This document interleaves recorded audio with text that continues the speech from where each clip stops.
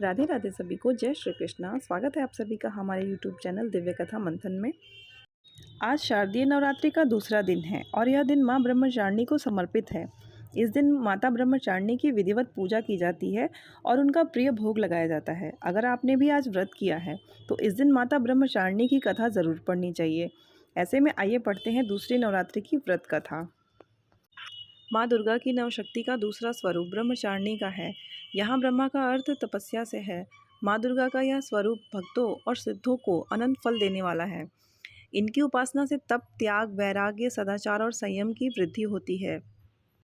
ब्रह्मचारिणी का अर्थ तप की चारिणी यानी तप का आचरण करने वाली देवी का यह रूप पूर्ण ज्योतिर्मय और अनंत भव्य है। इस देवी के दाएं हाथ में जप की माला और बाएं हाथ में यह कमंडल धारण किए हैं।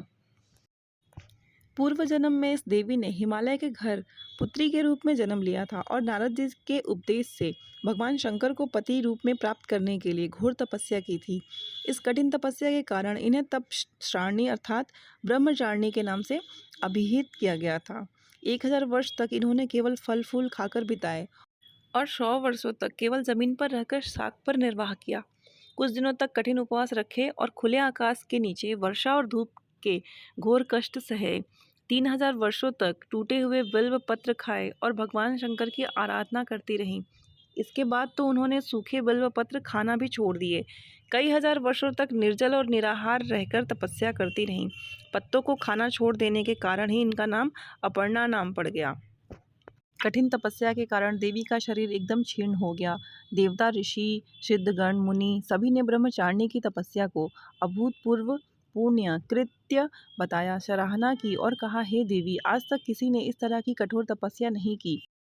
यह तुम्ही से ही संभव थी। तुम्हारी मनोकामना परिपूर्ण होगी और भगवान चंद्रमौली शिव जी तुम्हें पति रूप में प्राप्त होंगे।